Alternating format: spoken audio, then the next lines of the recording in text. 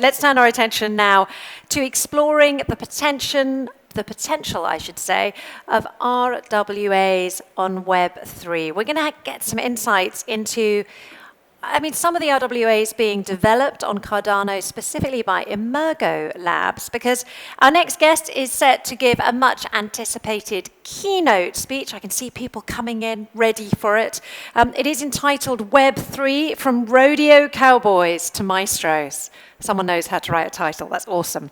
Please welcome Ahmed Amer, the CEO of EMURGO Africa and EMURGO Labs, to the stage for this, as I mentioned, much anticipated keynote.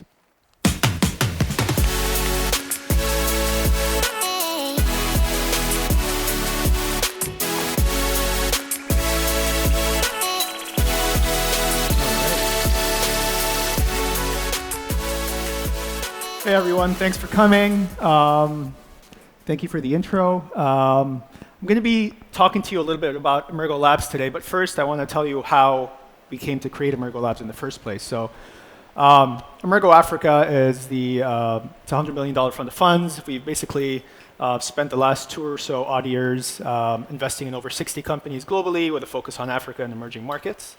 But about 2 years ago, we started seeing a bit of a global slowdown in pipeline development. And we thought to ourselves, wait a minute, why don't we start hunkering down, start building solutions that we see have massive potential, potentially in the RWA side. So things related to fintech, payments, lending, really connecting TradFi legacy institutions with Web3. And so I don't know how long many of you have been in Web3, but if we look at Web3 maybe 10, 15 years ago, it was a wild, wild west, right? Most people didn't know about it. Our moms didn't know about Bitcoin, right? And there was a lot of unknowns, a lot of uncertainty, high risk. Bitcoin was a new thing. ICOs started happening, meme coins started happening. So very early days of Web3. But then things started to change a little bit. We started seeing some aspects of regulation. We started seeing things like DAOs popping up. Bitcoin started becoming a thing. Our aunts and grandmothers started talking about parking money there. Catalysts started becoming a thing. And so there was some sort of adoption happening there, little by little.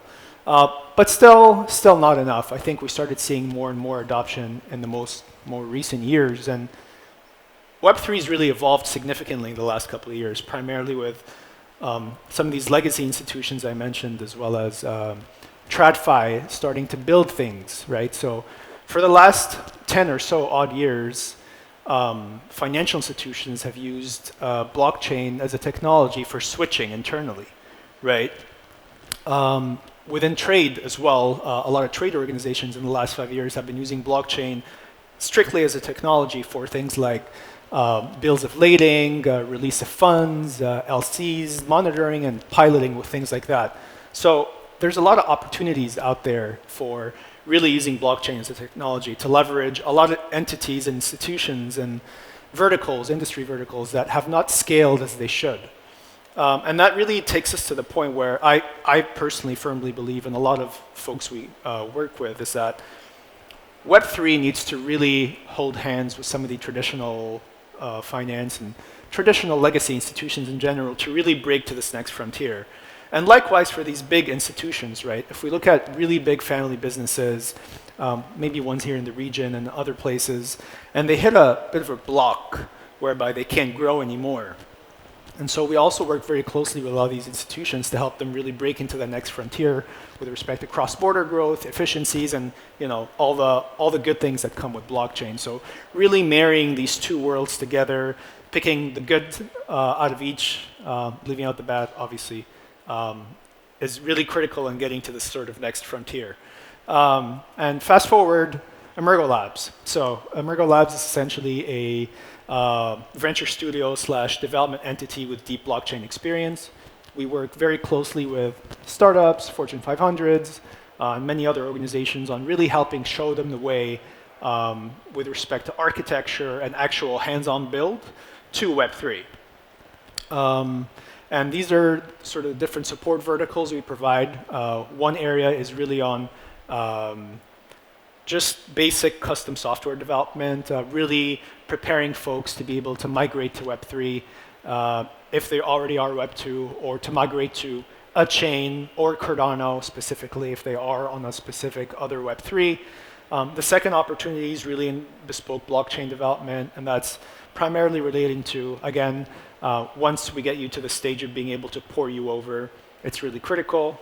And then the final piece is really on modular development, which is the coolest part of it, whereby we've built these different modules where you can pick and choose, and we work closely with folks around that on what really works best for the specific vertical in mind. So some recently developed projects we've worked on and are in the process of launching. So BuildX is one of them.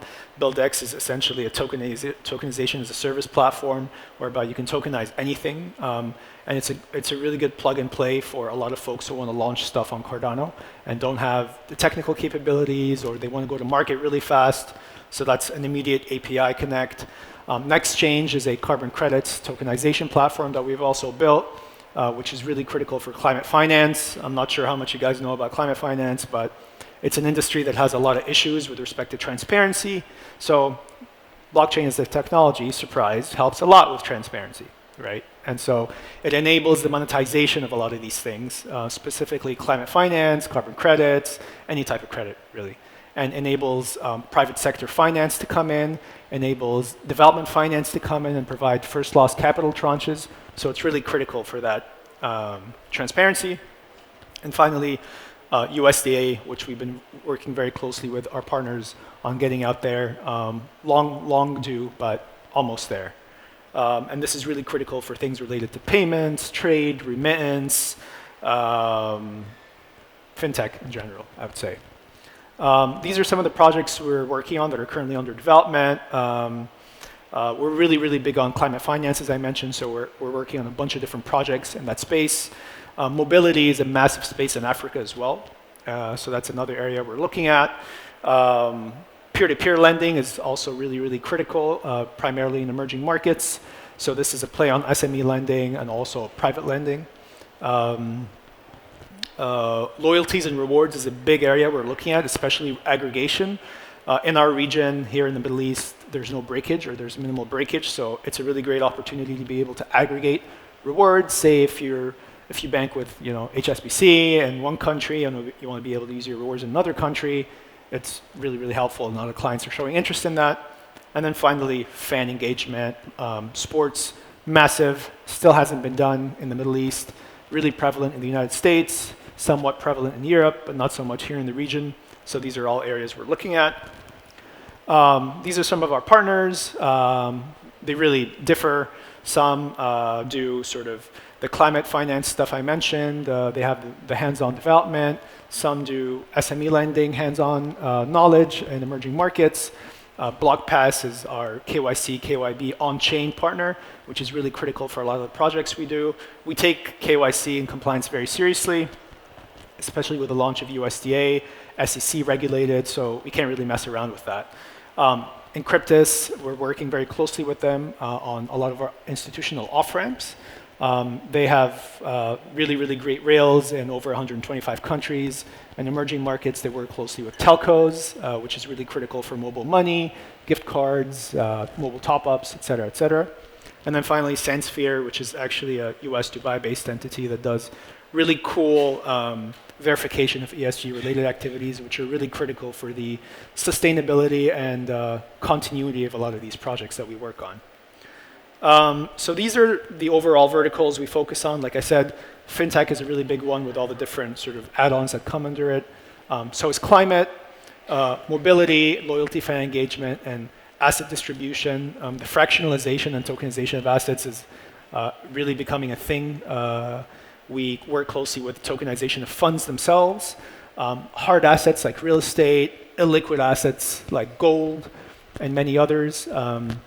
So we build the software architecture, the solutions, and we tailor make some solutions, but we also have sort of ready to go things that we can plug and play immediately. Our focus is really global. So we initially started with a Middle East and Africa focus, but we started seeing massive opportunities in a lot of other areas. So we started really branching out, and one thing led to another, and we're building projects in the Middle East, we're building projects in Europe, we're building projects in Asia, in Africa, so on and so forth.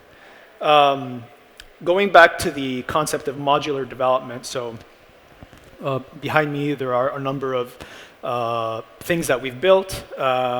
They can all be combined to provide a holistic end-to-end solution that can be plugged in immediately with an API. We also provide that assistance, but they can also be sort of split up and integrated separately. On top of the sort of blockchain development stuff, we also have a really great front-end team where we do a lot of the designs. A lot of times the folks we work with don't have the capabilities or the bandwidth to design as they please, so we do a lot of that as well, and we provide that as additional support when and if needed. In addition, our team of solutions architects are all blockchain experts, but they're also folks who've built solutions in the past, who were operators in the past. We're involved with a lot of the stuff we've built, from lending to fintech to payments, et cetera, et cetera. So these aren't things we've done, are doing for the first time, but these are things we've collectively all worked on individually and together in the past. So usually not really our first rodeo.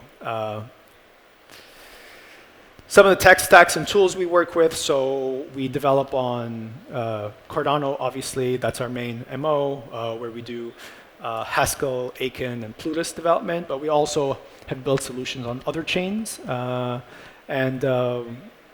We're hoping that with the growth and the launch of USDA, we can start looking at interchain operability and cross-chain operability, which is something we're really excited about bringing more people over to the Cardano ecosystem. Before, it was extremely difficult to do that because they didn't have a reason to, really, and it was hard because it was so isolated. But now with these developments with USDA and many other things, we're hoping that this can be something we can bring forward. But yeah, we've also built solutions on EVM layer 2s, on Polygon, Avalanche, Solana, and a bunch of others. But again, our vision is to really bring everything together, bring more people over to Cardano, and create more legitimacy and commercialization specifically around the things in the verticals we're building. This is a bit of a case in point with respect to payments and lending. And this really applies to all global South, so South America, Africa, South Asia. But these numbers are really mimicked everywhere else. And we're seeing everybody who understands SME lending or fintech or banking really bank on the potential of what this entire suite of stablecoins, payment rails, et cetera, can have an impact on what it means to be able to build the backbone of a lot of these emerging markets, which are traditionally SMEs and are SME run.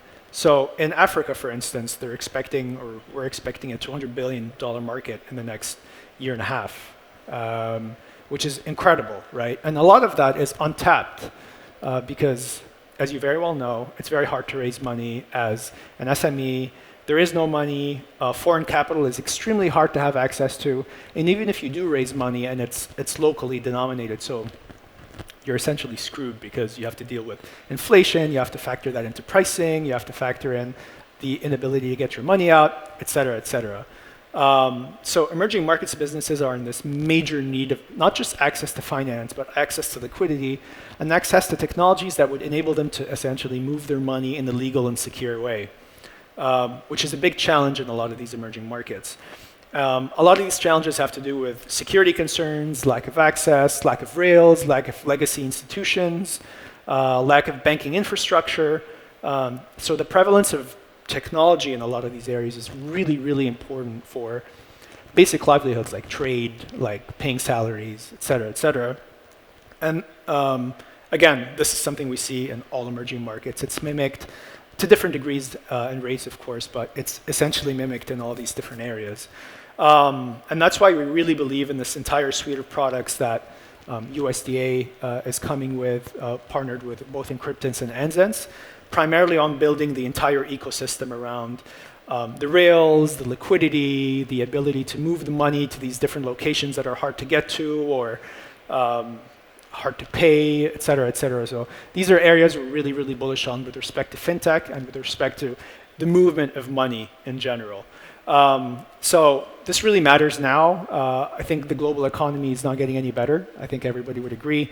It's only downhill from here, unfortunately, but technology has the ability to circumvent a lot of these issues. So despite all these challenges, I think there are massive opportunities and that we need to seize right now. The combination of all these different things we're doing in terms of tech plug in together to create solutions that a lot of people are actively using right now and that we'd like more people to use to create this movement of more interest, more Cardano, volume, et cetera, et cetera.